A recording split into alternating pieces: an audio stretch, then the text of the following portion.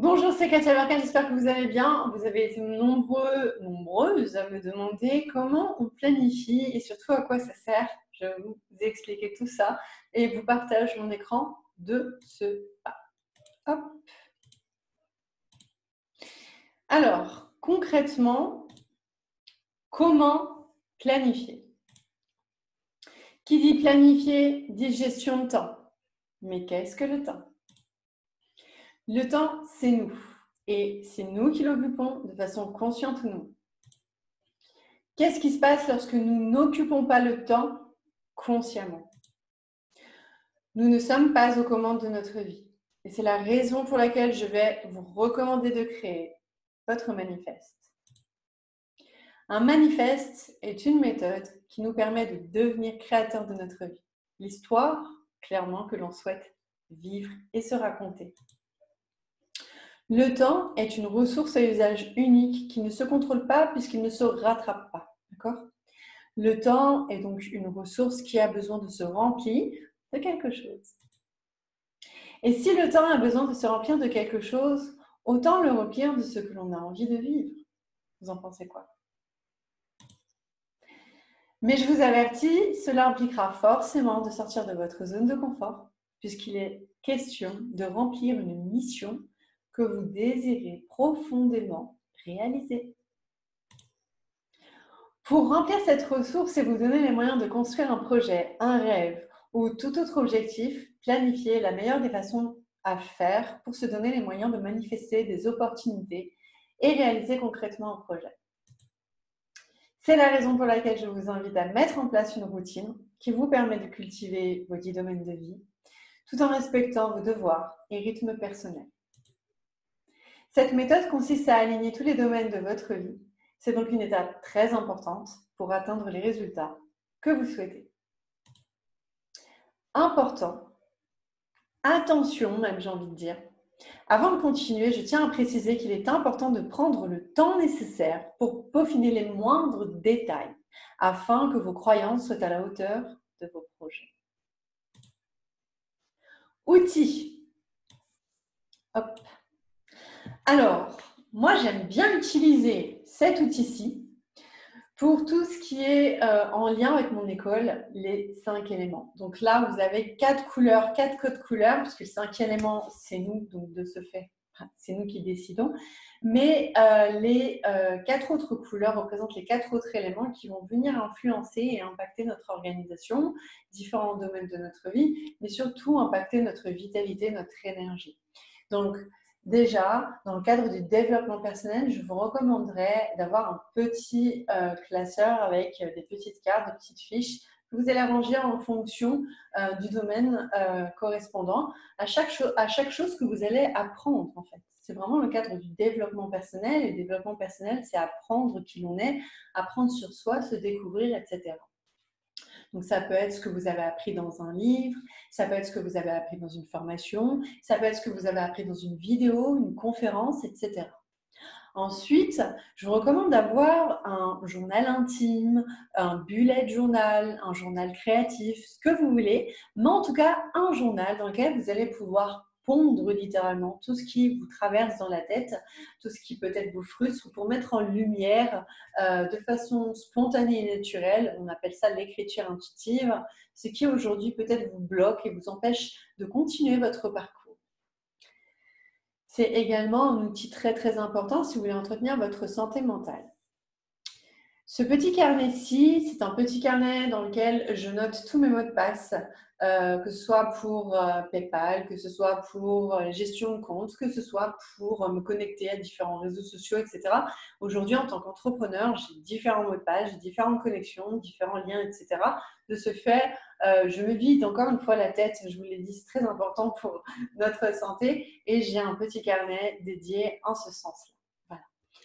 Québéco est un journal, un agenda en fait, dans lequel on peut gérer son argent, ses finances par rapport à un projet, par rapport à un projet de voyage, par rapport à un projet dans 5 ans, 10 ans, un projet professionnel, etc. Mais ça permet en tout cas de gérer ses finances, de gérer sa façon de consommer et de dépenser aussi son argent, puisque ça aussi, c'est une énergie qui nous appartient. Je veux dire, l'argent est le résultat d'un fruit de travail qui nous appartient. De ce fait, il est important de savoir où est-ce que notre argent contribue à quoi, pour qui et pourquoi. D'accord? Donc, moi, j'aime bien noter dans cet agenda ce que j'ai dépensé, où, quand, comment, et quelle émotion j'ai ressentie pour savoir si j'ai bien fait ou non. Parce que par moment, parfois, et c'est comme ça que j'ai géré aussi mon abondance avec l'argent, eh bien, j'ai pu gérer cet aspect émotionnel et comprendre que les émotions que cela me procurait en consommation avaient un impact sur mon résultat financier. Donc voilà pourquoi je vous recommande également un agenda financier. Et puis, il y a des outils un peu plus minimalistes que j'aime beaucoup. Donc déjà, il y a ce tableau hebdomadaire que j'ai mis sur mon frigo qui me permet de gérer déjà ici, dans cette partie-ci, tout ce qui est liste de courses, liste alimentaire. Donc dès qu'un produit est fini, bon, bien sûr, ça demande à connaître vos habitudes de courses, etc. et des habitudes saines, n'est-ce pas? Savoir où est-ce que vous allez chercher vos produits, etc. Et de noter à chaque fois que vous terminez un produit, de le noter directement, comme ça vous n'allez pas oublier, vous avez juste à prendre une photo avant de partir en course et ça, je trouve ça génial. C'est minimaliste, c'est vraiment top. Ensuite, vous avez les jours de la semaine, mais ce qui est bien, c'est que ce tableau n'est pas rempli en jours de semaine. Et c'est important de le savoir parce que je vous ai expliqué après pourquoi. Donc, vous avez les jours de la semaine et vous pouvez planifier vos menus de la semaine. Comme ça, vous savez d'ores et déjà ce que vous allez programmer en lien avec votre liste de courses. Et ça, c'est top. Mais vous pouvez également le planifier sur 6 mois par rapport à un projet professionnel et mettre en clarté, en lumière, les différentes grandes tâches que vous allez devoir accomplir au cours de ce mois. D'accord? Donc voilà les deux façons dans lesquelles j'utilise cet outil. Et vous avez également l'agenda mensuel qui vous permet, encore une fois, d'aller travailler sur chaque jour et répartir vos tâches sur chaque jour. Ce que j'aime bien faire sur celui-ci, c'est utiliser des petits post-it, vous savez, des tout petites magnettes comme ça. Comme ça, quand il y a une tâche que je n'ai pas pu faire dans la journée, donc on parle d'une grande tâche qui va être importante pour nous et qui n'est pas quotidienne.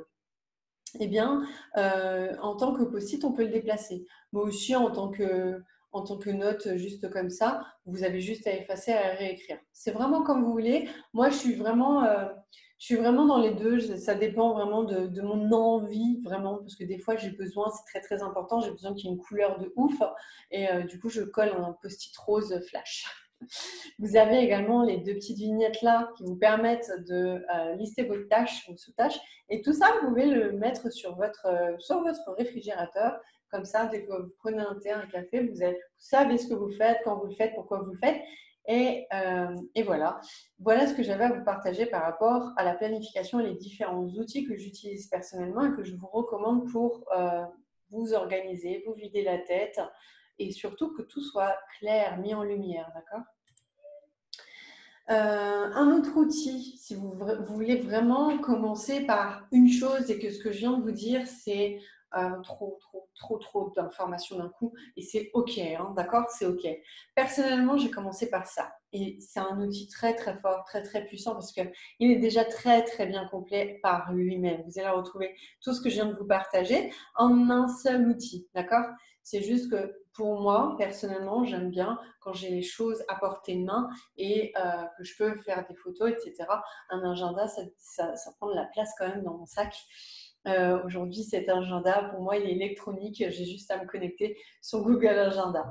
Mais du coup, pour commencer, que vous soyez professionnel ou dans un cadre professionnel ou indépendant, hein, eh bien, vous avez la possibilité de commander cet agenda qui s'appelle My Agenda 365, dans lequel vous allez retrouver votre emploi du temps, vous allez pouvoir renoter toutes les dates d'anniversaire à ne pas oublier, vos envies, vos objectifs, vos projets, un tracker annuel. Vous allez pouvoir mettre aussi vos défis, les livres. Vous allez aussi pouvoir gérer vos comptes et vous allez aussi pouvoir suivre, par exemple, vos menstruations si vous êtes une femme. Donc voilà, il est vraiment complet, il est intuitif. Vous avez des espaces comme les bullets de journal à petits trous pour pouvoir créer, être créatif, faire des dessins, etc. Et planifier de façon quotidienne, hebdomadaire, semestrielle, etc. Donc, c'est vraiment un outil minimaliste, relativement complet, avec plein de petits stickers, etc. Donc, voilà, c'est pour ça que je vous en parle. Si vous voulez démarrer, si ce que je vous ai dit en amont vous paraît trop compliqué, trop grand, trop gros, celui-ci est très bien.